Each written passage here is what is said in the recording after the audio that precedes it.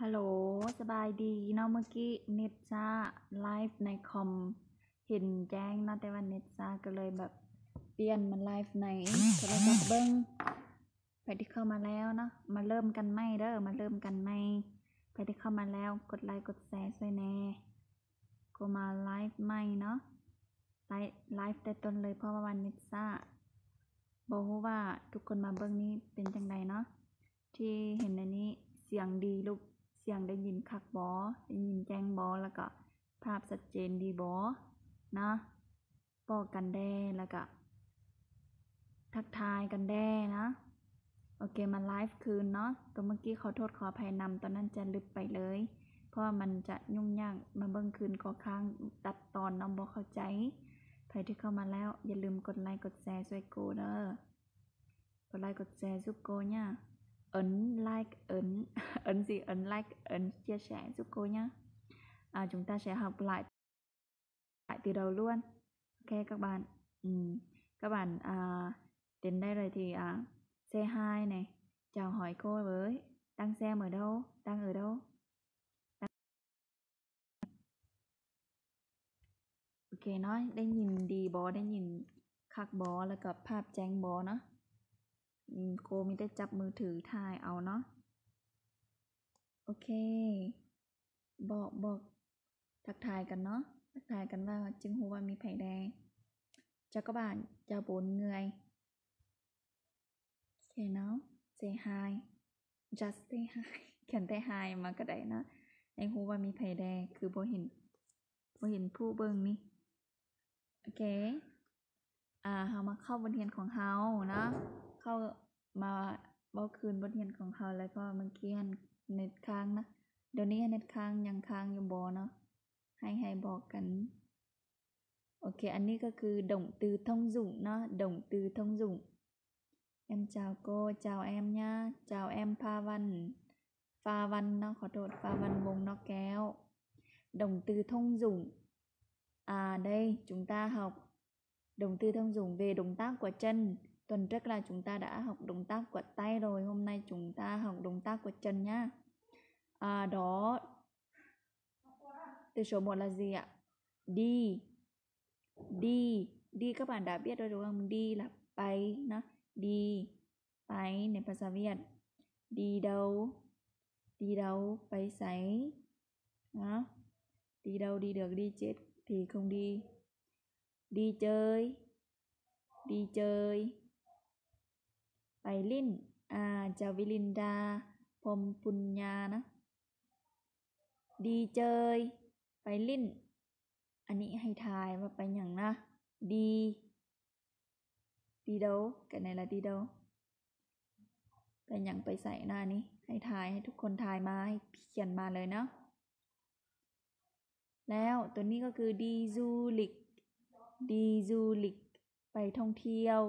ดีdu lịchเวียดนามดีdu lịchไทยแลนด์นะไทยแลนด์ก็คือไทยแลนด์อันนี้แม่ยังพิมพ์มาเด้อพิมพ์มาโกทาอยู่บอกว่าเน็ตค้างซาหรือบอเนาะถ้าซาก็เขียนเลข0มาหรือว่าบอกโกเนาะโอเคเอาให้ใกล้ๆนิดนึงบอก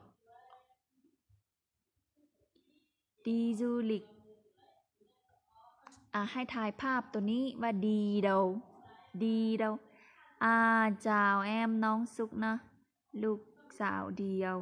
chào cô người đẹp chào Nai Kham on đã vi súc lúc nãy mà hơi yếu không phải hơi yếu rất yếu nên không thể tiếp tục được nên cô chuyển sang livestream bằng máy nhá mọi người thông cảmโอเคทุกคนที่อยู่ในที่นี้ให้ทายภาพนี้ว่าไปใส่น่ารักไปใส่เรากำลังเห็นอย่างดีเดาanh ấy đang đi đâu các bạn anh ấy đang đi đâu hai phim mà nó đi học xa nhà rất nhớ bố mẹ đúng rồi đặt câu rất đúng หรือว่าทุกคนไปที่พอฮู้ภาษาเวียดอยู่แล้วเนาะเข้าใจแล้วก็พอฮู้อยู่แล้วให้สร้างประโยคคำว่าดีมาดู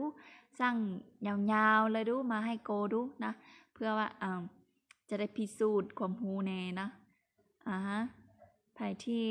ฮู้พอฮู้อยู่แล้วก็ลองพิมพ์ตัวที่ยากเข้ามาว่าเบิ่งว่าโกช่วยเบิ่งแด้ว่าถูกหรือผิดไผที่ยังเรียนอยู่ก็ให้ทายตัวนี้หรือว่าบ่จำเป็นต้องเรียนอยู่เนาะให้ทายตัวนี้เลยนะ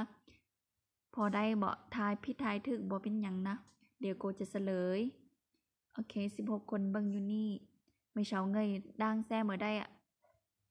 Hãy comment là hãy đoán đi. Ảnh này anh ấy đang làm gì, đang đi đâu? Đi du lịch với bố mẹ. Anhนั้นไปท่องเที่ยวกับพ่อแม่เนาะให้ทายรูปตัวนี้ก่อนให้ทายรูปตัวนี้ก่อนมาไปใส่เอาไปใส่มีกระเป๋ามีโมงแล้วฟ้าวไปใส่ทุกคนอาจเดาได้แล้วนะไปเวียกไปการเข้าไปการเข้าไปเวียกจังไดไปการđếm 1 đến 10 nhá 1 đến 5 thôi nhỉ นับ1 ถึง 5 นะ1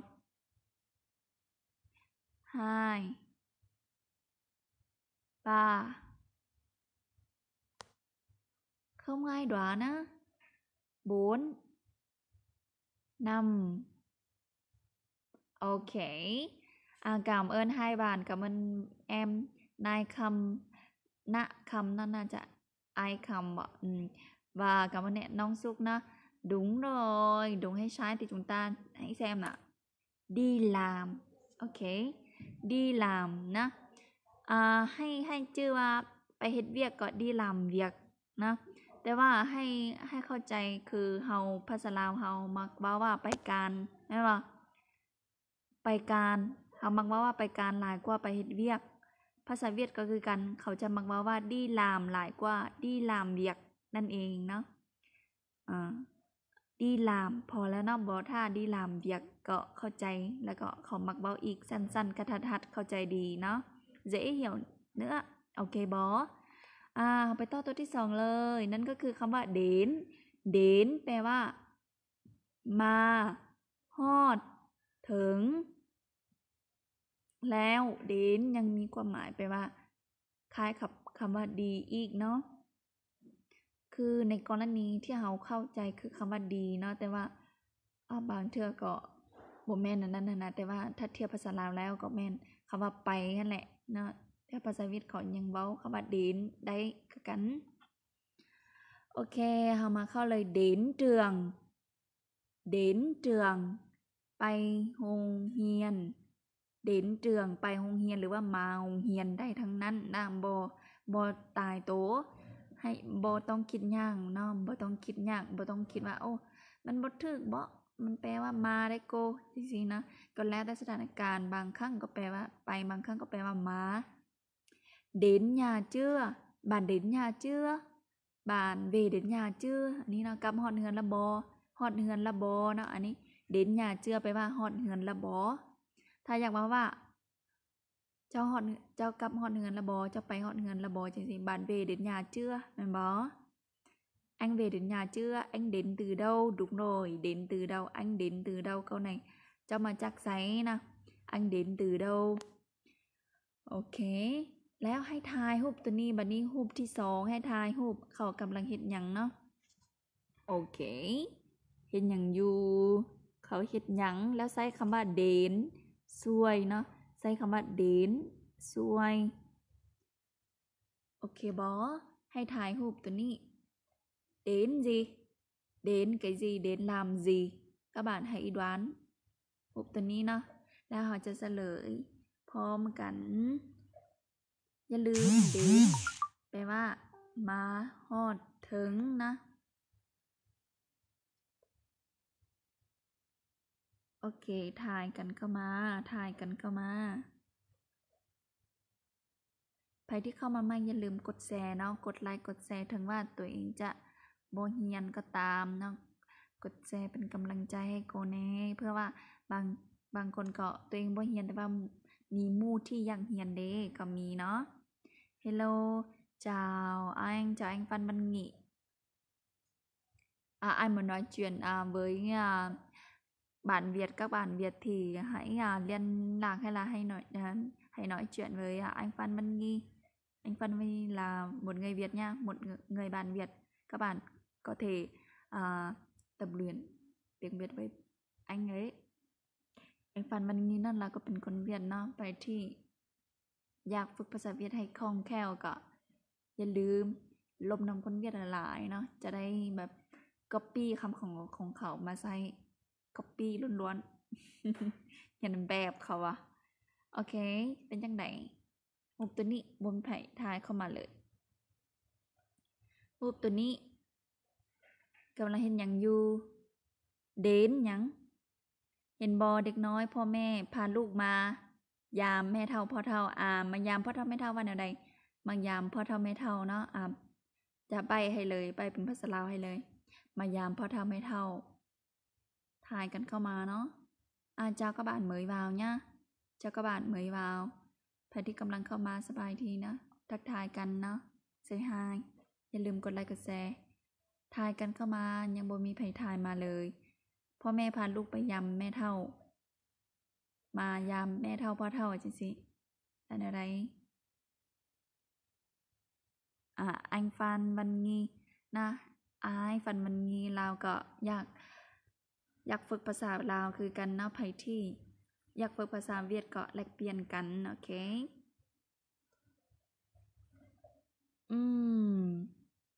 จังใดทุกคนพ่อแม่พาลูกมาเยี่ยมมายามพ่อเฒ่าแม่เฒ่าคือมายามพ่อเฒ่าแม่เฒ่าว่าจังใดเนาะเจ้าบ่าวปันถิ่นเมืองซำเนาะก็บ้านในcó thể là ở chắc là ở Sầm Nứa เขาว่าSầm Nứa สำเหนือเนาะเมืองสำโอเคขอโทษให้ทายรูปตัวนี้ยังทายบ่ได้บ่ให้ทายมาเนาะทายรูปตัวนี้เป็นหยังกระต่ายเนาะเจ้าแอมกระต่ายเจ้าบ้านกระต่ายธรรมวงศ์ขอเฉลยเลยเนาะเพราะว่ามันโดนละบ่มีไผร่วมลิ้นนำกูเลยโอ้ยเสียใจเด่นทำองค์บาเนาะพามาลิ้นนำมาลิ้นหรือว่ามายามนำพ่อเฒ่าแม่เฒ่ามาลิ้นก็ต้องเด่นเจยอะไรนะแต่มายามพ่อเฒ่าแม่เฒ่าว่าเด่นทำองค์บานะเด่นทำองค์บาโอเคเฮาต่อตัวใหม่ก็คือคำว่าเวแปลว่ากับแม่นบ่เช่นว่าเวญาง่ายแล้วตัวนี้เวญาใส่ตลอดเนาะไผที่เรียนภาษาเวียดบ่คำเวญานี่หมดได้เวญากับบ้านเวเนื้อcha bạn Sông Say cô giáo lâu này ở vùng nào cô vẫn ở quê Xiêng Khoảng về nướcกับ ประเทศเนาะ về nước về หมวดโอ้โทษอันนี้บ่มีหมายจุดเนาะ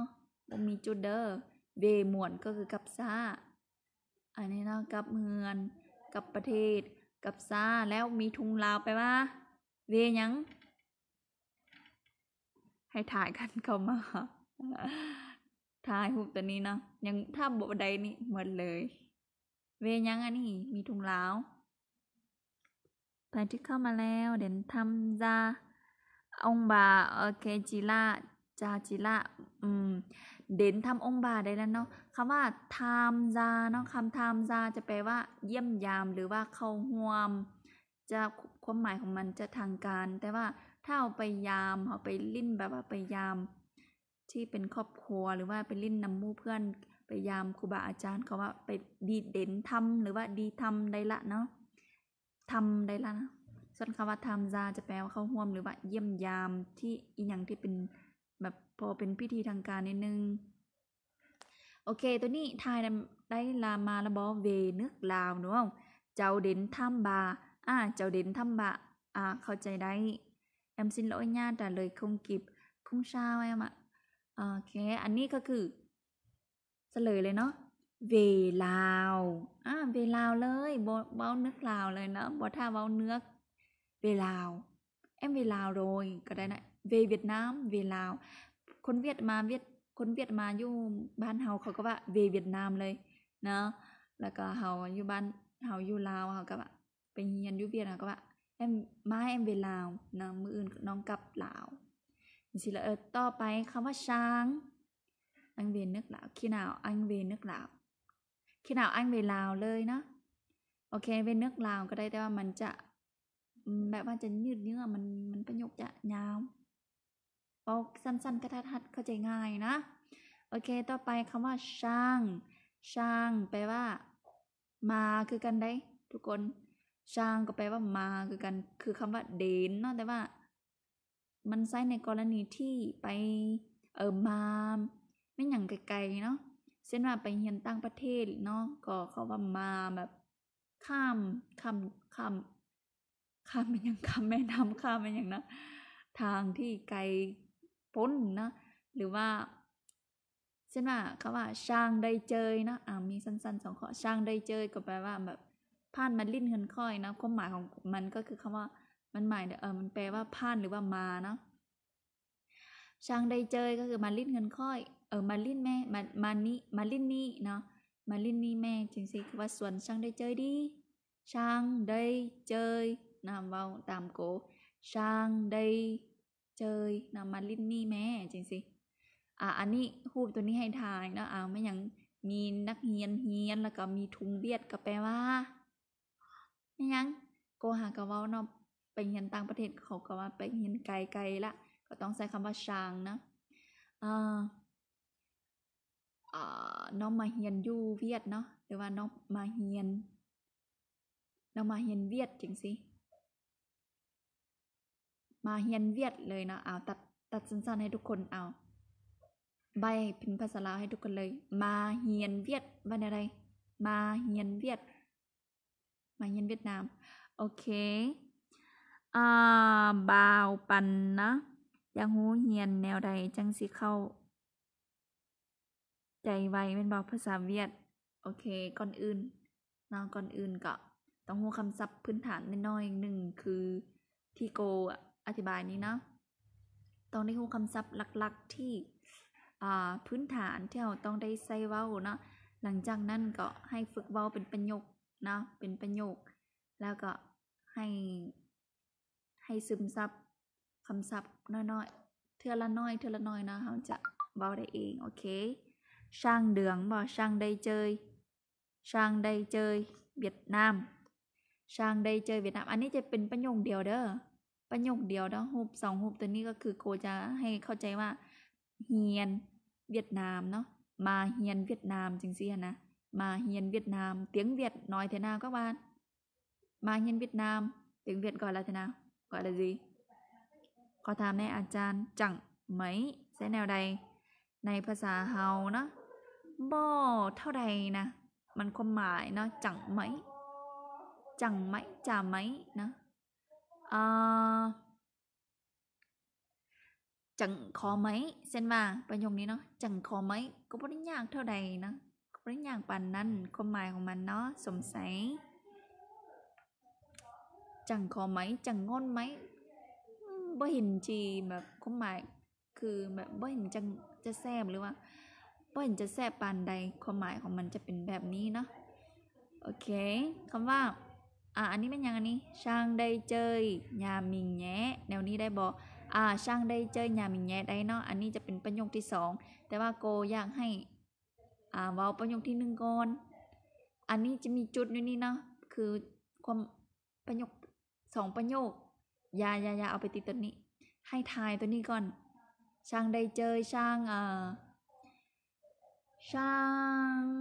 cái gì ช่างนี้บอกไปไกลๆไปสถานที่ที่ไกลๆเขาจะใช้คำว่าช่างเด่นนี่ใกล้ๆเนาะเด่นเดืองก็อยู่ใกล้บอกเด่นยาก็ไปเงินก็บ่ได้ไกลให้บ่เขาจะว่านั้นนะแต่ว่าช่างต้องได้ระยะทางไกลค่อนข้างไกลแม่นยังอันนี้ทายกันเข้ามาไวๆเนาะเขาก็โดนอะไรบ้านช่างhọc Việt Nam lâu chưaฮะอันนั้นคำถามเนาะก็อยากให้สร้างประโยคบอกเล่าก็คือภาษาลาวว่าอะไรมาเรียนเวียดนามem sang học ở Việt Nam ok cảm ơn em cảm ơn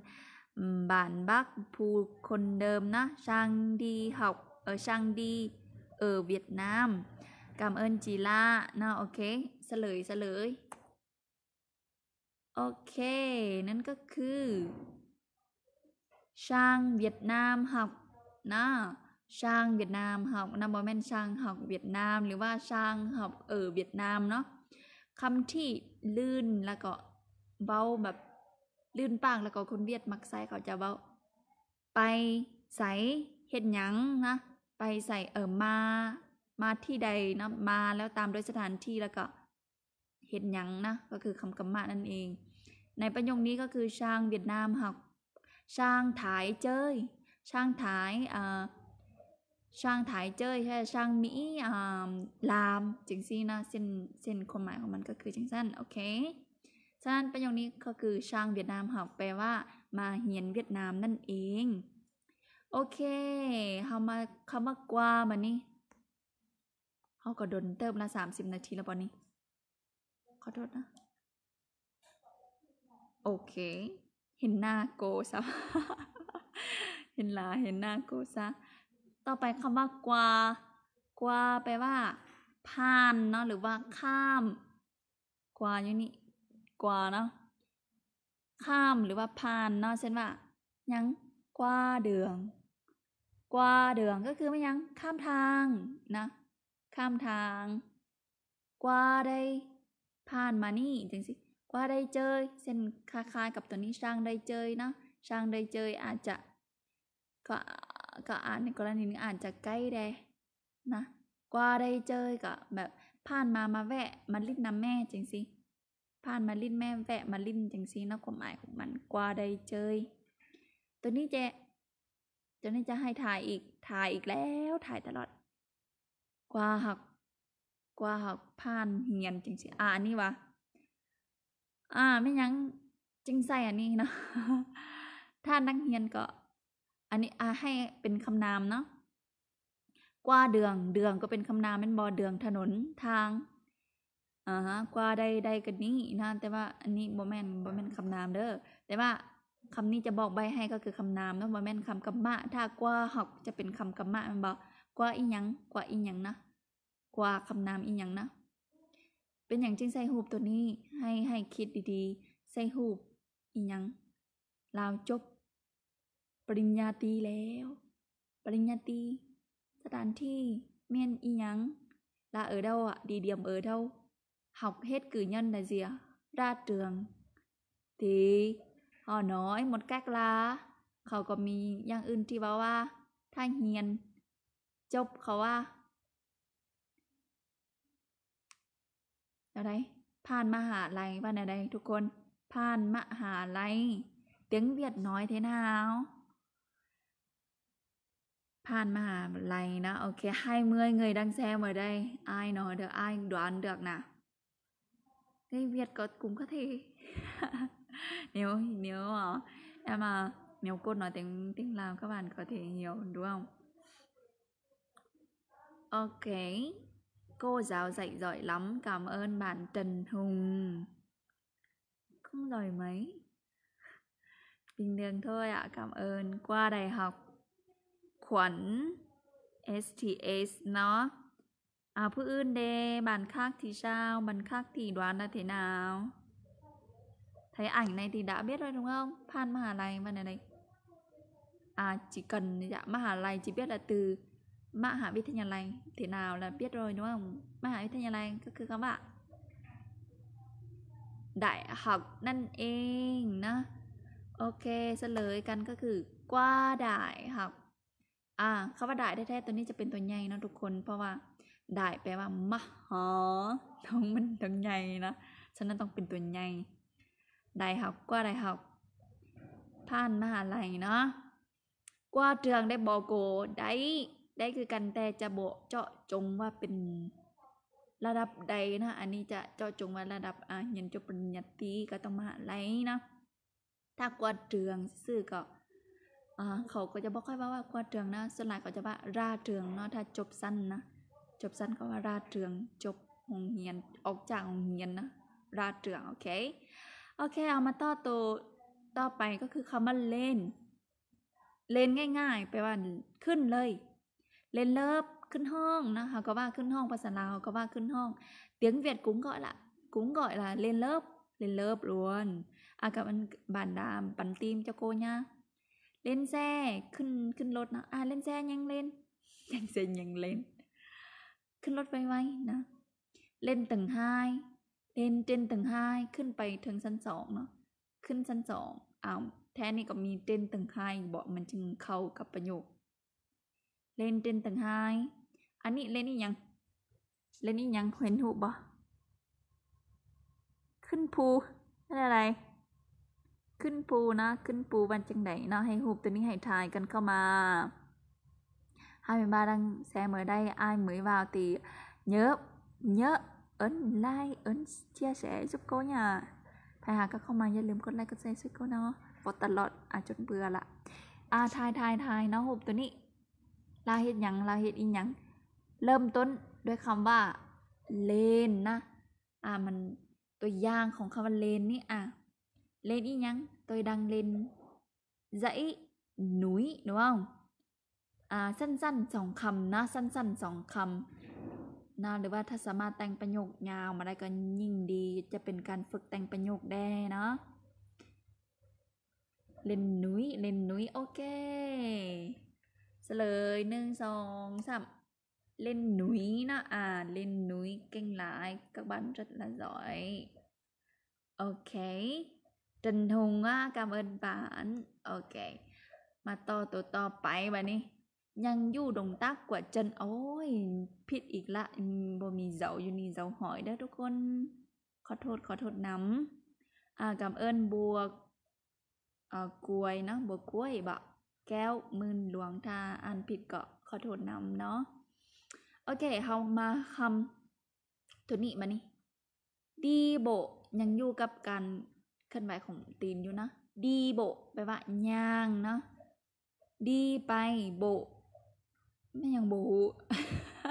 ดีโบพูดแต่ว่าดีโบแปลว่าย่างอันนี้ไม่ยังนะนี่ตื่อดีโบย่างเอาเองนะย่างเองสิย่างเองบ่ซ้อนดอกสิบ่ซ้อนท้าย ผู้บ่าวเว้านี่โอ้ยเจ็บเด้ตื่อดีโบดิอันนี้อะไรเด็กน้อยเขากำลังเห็นยังนะไปคำว่าใช้กับคำว่าดีโบอะไรสิดีโบตามที่ครูเขาสังเกตนี่กำลังไปใส่นี่จะเดาได้นะđoánนะcác bạn hãy đoán điเดาเนาะเดาแล้วก็ทายกันเข้ามาเขียนคนเข้ามานะไปใส่อันนี้เด็กน้อย2 คนกำลังไปใส่ย่างไปใส่นะให้บอกคำว่าย่างไปเราตามโดยสถานที่โอเค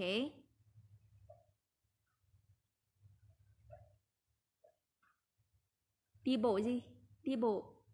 ย่างไปใส่อันนี้ย่างไปใส่นะทายกันเข้ามาใค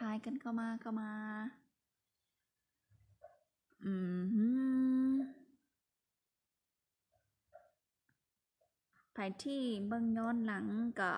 ทายสามารถทายได้นะทายได้ถึงว่าโกจะบ่ได้เบิ่งสดๆนำก็ได้เห็นบ่เป้ถุงบันเทิงถุงเห็นบ่พายถุงนะเป้ถุงแน่นอนไปนะไปเฮียนว่าจังได๋ไปเฮียนไปโรงเรียนไปเฮียนย่างไปโรงเรียนจังซี่ย่างไปโรงเรียนขออีกคอมเมนต์นึงđi du lịch đi bộ trường học đi bộ trường học mà ไปโรงเรียนบ่ย่างไปโรงเรียนตื่อดีโบโอเคดีเจยแต่ต้องไปลิ้นนะบ่แม่นไปลิ้นละถือเป๊ะเห็นชัดๆเลยดีโบดีเห่านั่นเองทุกคนดีโบดีเห่านะดีโบดีเห่าเห็นบอกคำว่าดีมี2 อันทุกคนก็อยากเข้าใจผิดแล้วก็อยากสับสนนะดีโบไปว่าย่างนะดีเห่าก็ไปโรงเรียนย่างไปโรงเรียนถ้าภาษามงก็ว่าไปกระเตอหมูกระเตอหมูกันเตอโบเนาะอันนี้ขอเว้าภาษามงน้อยนึงดีโบดีเห่านะบางเทื่อเขาก็บ่ค่อยเว้าจังซี่แหละแต่ว่าถ้าจะเอามา เทียบสองประโยคนี้ก็เป็นอย่างซี่เนาะดีโบดีหอกแต่ว่าถ้าว่าแท้นะว่าดีหอกบังดีโบนะไปเรียนด้วยตีนเป้า ไปเรียนด้วยกันยังว่าจังซี่แต่เขาก็บอกมักว่าจังซั่นคือกันโอเคแต่em đi bộ đến trường đúng rồi đi bộ đến trường หรือว่า đi bộ đi học ถ้า đi bộ đi học มันจะค่อนข้างสลับสองตัวนี้นะดีฉะนั้นถ้าว่าให้คล่องแล้วกับคุณเวียดเขามักว่าแท้คือ anh Trần Hùng นะคอมเมนต์ว่า đi bộ đến trường โอเคโอเคเอาไปต่อคำว่าใจนะคำว่าใจแปลว่ายังแลนอันนี้มันยังใจโบก็ว่า jogging นะถ้าว่าภาษาอังกฤษ jogging ก็คือกีฬาแล่นนะเวลาเอาแล่นออกกำลังกายก็ว่า jogging เนาะอันนั้นว่าใจโบใจก็ว่ารวมเนาะแต่ว่าใจโบก็แปลว่าแลน แลนคือกันเนาะโหสร้างอธิบายโหนั่นว่า jogging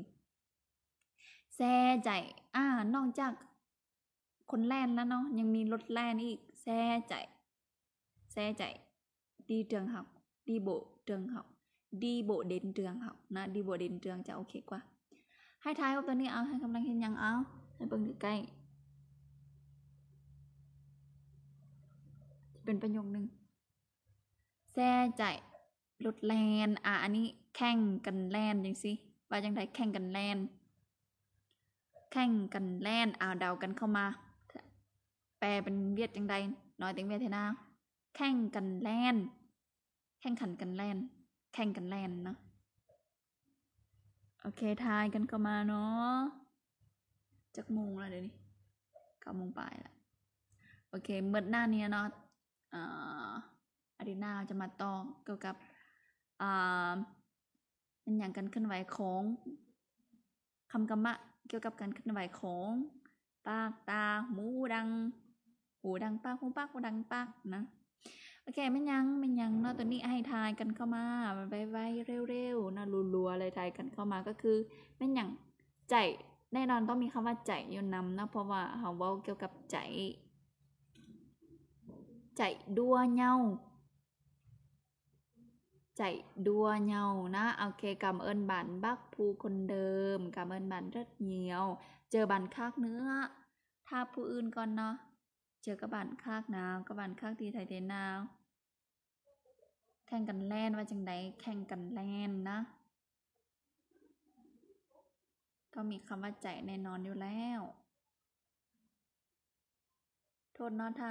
มือจับมือจะมีกันสั้นนิดนึงดัวใจโอเคกำเอิญบันบุญกล้วยบันคากยังเล่นใจที่ใจเด็กแก่งจังโอเคเนาะขออธิบายคำว่าแก่งจังนะก็คือแก่งแย่งก็คือแบบแก่งแย่งก็คือแบบต้องเป็นคัดแย่งบ่เป็นแบบมีข้อคัดแย่งแนวใดโบสร้างว่าเนาะแต่ว่ามันจะเป็นทางการกว่าในภาษาเว้ามันจะเป็นภาษาเขียนกว่าภาษาเว้าเนาะโอเคคำว่าแก่งจังเนาะโอเคเฉลยแข่งกันแล่นก็คือตันตะแดนทีเหยาใจเนาะทีเหยาใจบอกตามตัวเลยแข่งทีกันเหยาใจแล่นเอ้ยตามตัวเลยเหรอโก้ได้คือกันแล้วก็ของเดี๋ยวของบักผู้คนเดิมก็ได้คือกันเนาะใจดัวเหยาเนาะอันแล่นแข่งกันเนาะเว้าในใดก็ได้ภาษาลาวภาษาเว้าหันบ่ซีเรียสเนาะให้เว้าตามที่เฮาเข้าใจก็สามารถเข้าใจได้แต่ว่าให้เฮาถามคนเวียดเนาะถ้าอยากรู้แท้ว่าเขามักเว้าแนวใดให้ถามคนเวียดเนาะก็คือกับภาษาลาวแหละก็แล้วแต่คนนำบางคนก็มักเว้าสลับซับซ้อนต่างกันไปแต่ความหมายบ่ได้ต่างเนาะโอเคเฮาไปต่อคำว่าใหญ่บัดนี้ใหญ่แปลว่าเต้นบ่ใหญ่ก้าวกับเต้นสูงกีฬาเต้นสูงใหญ่ก้าวเนาะโอเคเดี๋ยวไม่เห็นใหญ่ก้าวเต้นสูงใหญ่แอโรบิกก็คือเต้นแอโรบิก ใหญ่บายใหญ่ฮอบบุงอย่างนี้น่าจะไผ่ที่มักเต้นในโรบิกบายฮอบบุงโอเคบัดนี้ไม่อย่างเขาใหญ่อย่างเนาะเขาใหญ่ บอกปนเลยอย่าถือกันใหญ่อย่างเนาะเขากำลังเต้นอีหยังไกลๆจึงหูเนาะให้ทายพวกนี้เขากำลังเต้นหยังง่ายๆละ2 คำสั้นๆ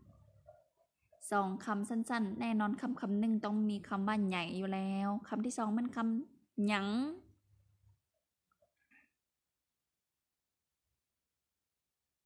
เร็วๆนะอันนี้ง่าย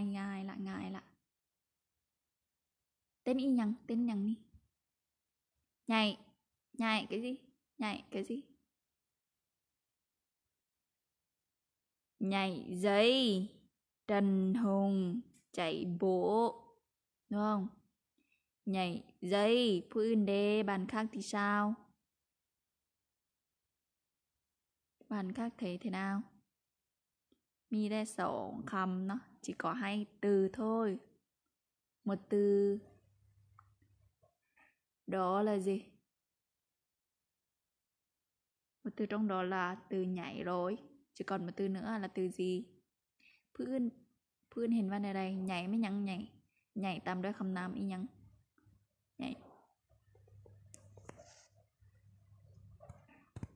nhảy dây bắn lộc lê toàn bắn người Việt á bắn người Lào không đoán được à nhảy dây นะขออีกผู้หนึ่งแล้วก็จิไปต่อเนาะขออีกผู้หนึ่งโอเค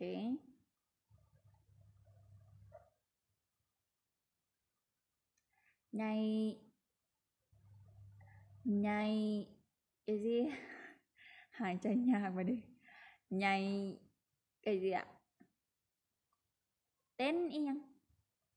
เต้นเลยเต้นแตงใหญ่ใจเนาะเขาว่าอย่างก็เทียดรัวเต้นเสือกว่ะบูฮูนะน่าจะเต้นเสือกtiếng Lào là tên สือกnha các bạn bàn Trần Hùng bàn độc lê tên สือกโอเคได้ดาบันนี้เนาะเขาข้อคำว่าดาอาจจะแล้วละอดทนนำกันน่าจะแล้วละดาแปลว่าเตดาเกาถ้าเขาว่าดาเกาไม่นะมีคำว่าไม่กะเตะกะต้อดาเกากับบางเทื่อคนเวียดก็มีกะต้อของเขาที่บ่แม่นกะต้อของเขาได้ของเขานี่เตะอันนะดอกเป็นคือว่าดอกปีไก่นะ น่าจะฮู้ดอกถ้าไปที่เคยไปเวียดนะแล้วก็ให้ทายรูปตัวนี้มันได้อีหยังเนาะง่ายๆแล้วพอถ้าบอกว่าตัวนี้ผู้ชายก็เฮ็ดมาทุกคนได้อีหยังโอเคbản mi na cảm ơn bạn mi na nhảy dây đúng rồi ทายรูปนี้เร็วๆไผที่ทายได้มาก่อนนะไผที่ทายมาก่อนก็เป็นผู้ชนะไปเอาบ่ได้มีรางวัลก็บ่มีรางวัลให้ แต่ว่ายังให้ทายยังมีผู้ชนะอีกเนาะโอ้ยบ่ได้ก็ถือก่อนไผที่ทายถือก่อนก็จะให้รางวัลนั้นก็คือกันเบาแคนนะเลยแคนthôi đá bụi tệ phun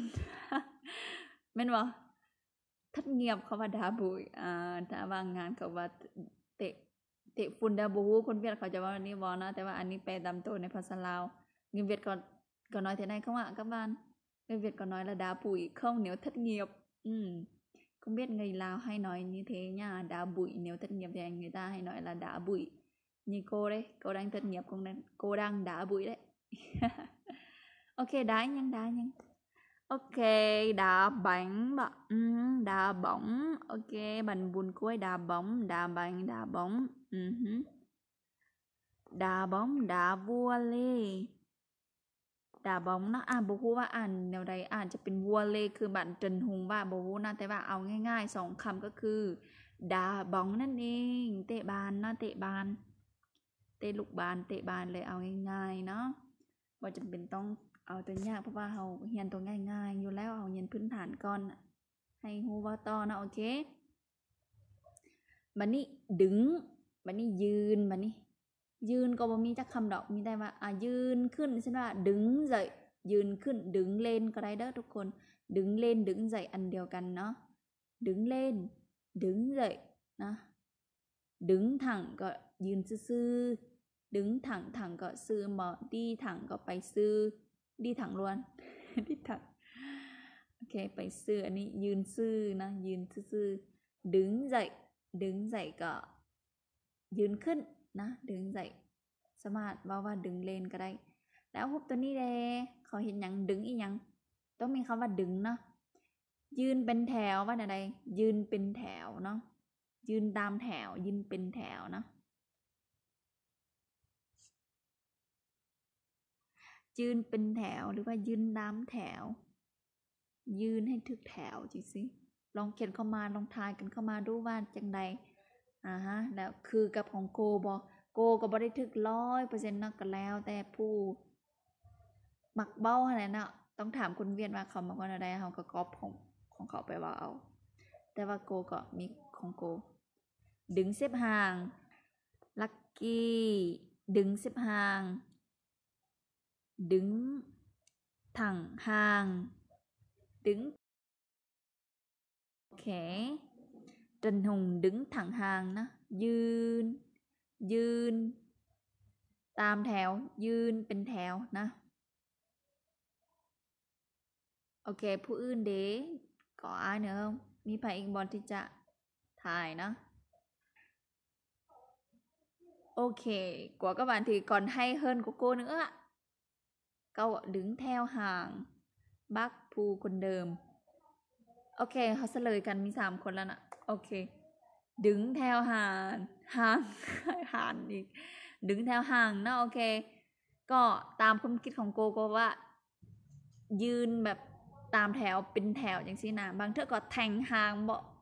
แถวห่างบ่นะคือของเจินหงก็ดึงถังห่างบ่ยืนแถวซื่อก็แม่นอะไรเนาะก็แม่นความลาวอะไรเนาะดึงยืนแถวซื่อก็ดึงถังห่างนะดึงถังห่างหรือว่าของลูกกี้ก็ดึงเซฟห่างนั่นก็แม่นคือกันเซฟห่างก็คือเป็นเรียนตามคิวอ่ะเขาว่าเรียนคิวอ่ะเขาว่าเซฟห่างนะ